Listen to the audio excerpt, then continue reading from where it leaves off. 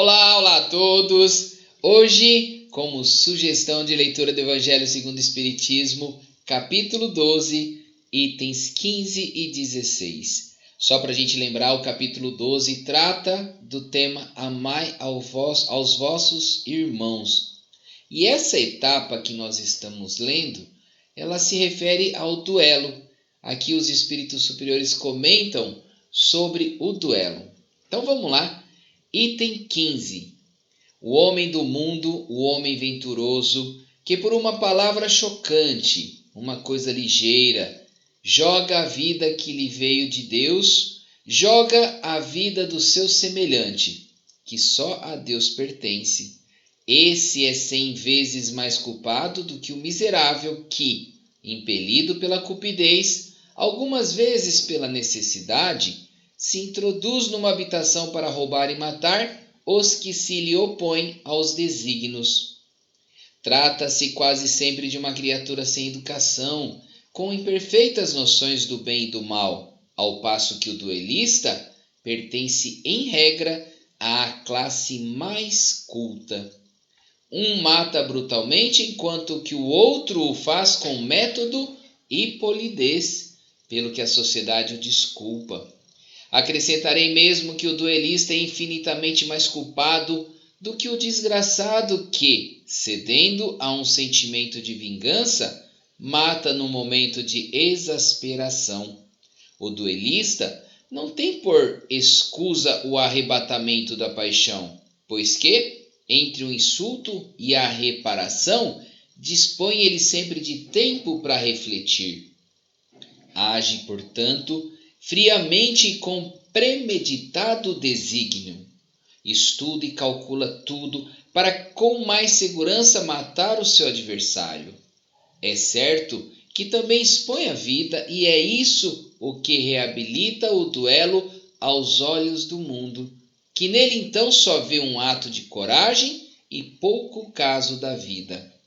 Mas haverá coragem da parte daquele que está seguro de si? O duelo, remanescente dos tempos de barbárie, em os quais o direito do mais forte constituía a lei, desaparecerá por efeito de uma melhor apreciação do verdadeiro ponto de honra, e à medida que o homem for depositando fé mais viva na vida futura. Esta mensagem foi enviada por Agostinho em Bordeaux, 1861. Item 16. Nota. Os duelos se vão tornando cada vez mais raros e se de tempos a tempos alguns de tão dolorosos exemplos se dão, o número deles não se pode comparar com os dos que ocorriam outrora. Antigamente, um homem não saía de casa sem prever um encontro, pelo que tomava sempre as necessárias precauções. Um sinal característico dos costumes do tempo e dos povos se nos depara no porte habitual, ostensivo ou culto, de armas ofensivas ou defensivas. A abolição de semelhante uso demonstra o abrandamento dos costumes e é curioso acompanhar-lhes a gradação, desde a época em que os cavaleiros só cavalgavam bardados de ferro e armados de lança, até em que uma simples espada à cinta constituía mais um adorno e um acessório do brasão do que uma arma de agressão.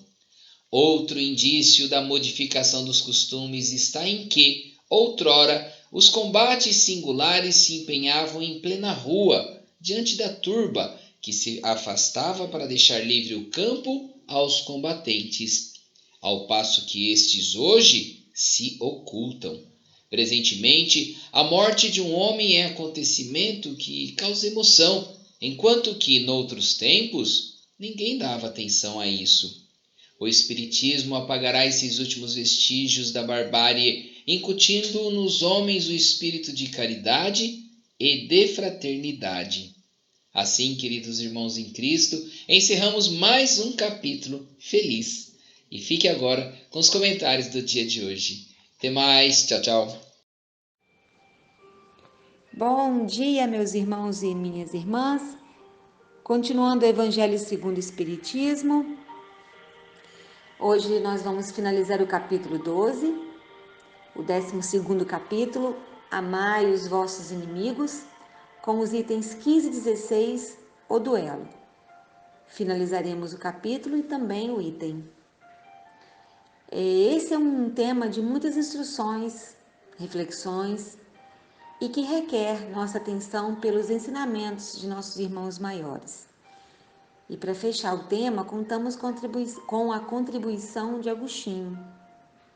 Ele compara os homens do mundo e o feliz e justifica o nível de conhecimento, de condições sociais e morais de um e de outro, mostrando que um tem todas as condições para evitar chegar a esse ponto, enquanto que o outro vive em condições muito mais adversas e difíceis.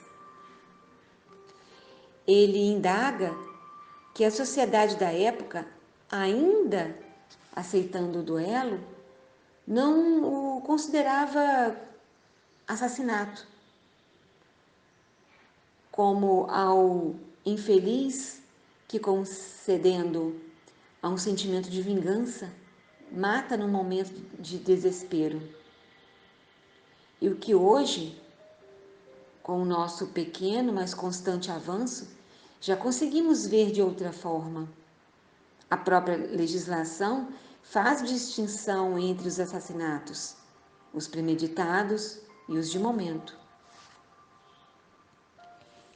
E Agostinho encerra com essa frase: o duelo remanescente dos tempos de barbárie, em os quais o direito do mais forte constituía a lei. Então, daí a gente percebe que a lei do mais forte prevalecia.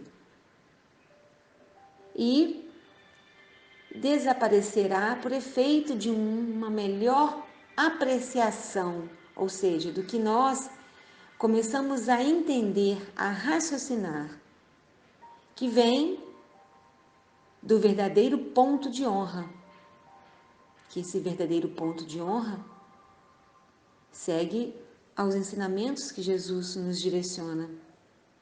E à medida que o homem for depositando fé mais viva na vida futura, é a nossa visão da imortalidade, é a nossa visão das sucessivas existências e do que necessitamos evoluir.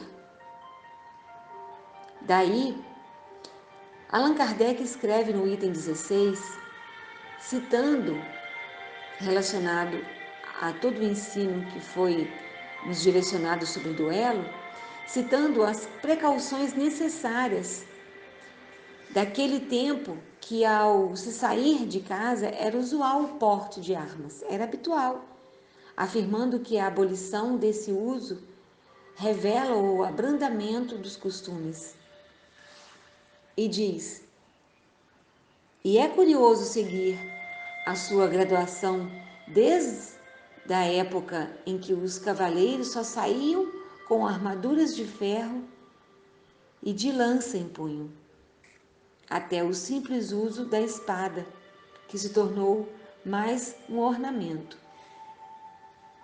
Daí conseguimos entender a evolução que nós tivemos, onde se saíam com armaduras, com as lanças, com as espadas, e que tudo foi ficando no seu tempo, de acordo com a necessidade da evolução. Kardec cita também que os enfrentamentos pessoais aconteciam nas ruas. As pessoas se afastavam para dar lugar aos duelos, e com o tempo, esses combates começaram a se ocultar. Conclui com a frase: o Espiritismo extinguirá esses derradeiros vestígios de barbárie, ao incultar nos homens o senso da caridade e da fraternidade. Para isso, meus irmãos e minhas irmãs, é preciso que nós divulguemos a doutrina, que vem nos auxiliar ao desenvolvimento moral. Que podemos dizer dessa divulgação de várias formas, através dos recursos da mídia, das redes sociais,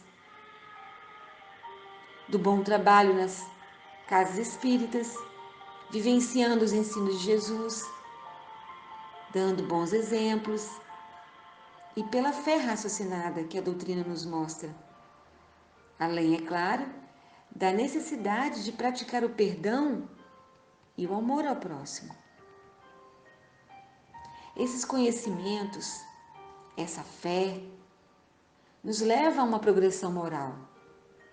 Nos dá também a responsabilidade de agir segundo ela. Não podemos mais alegar ignorância das leis divinas, porque uma mente, quando se expande, jamais retrocede.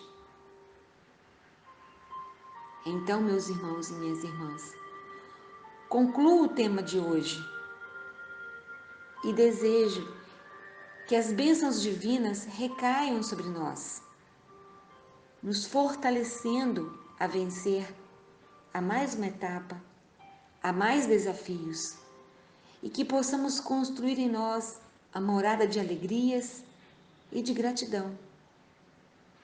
Que possamos vivenciar esses ensinamentos, fazendo uma constante em nossas rotinas. Que a paz de Jesus esteja conosco. Que assim seja.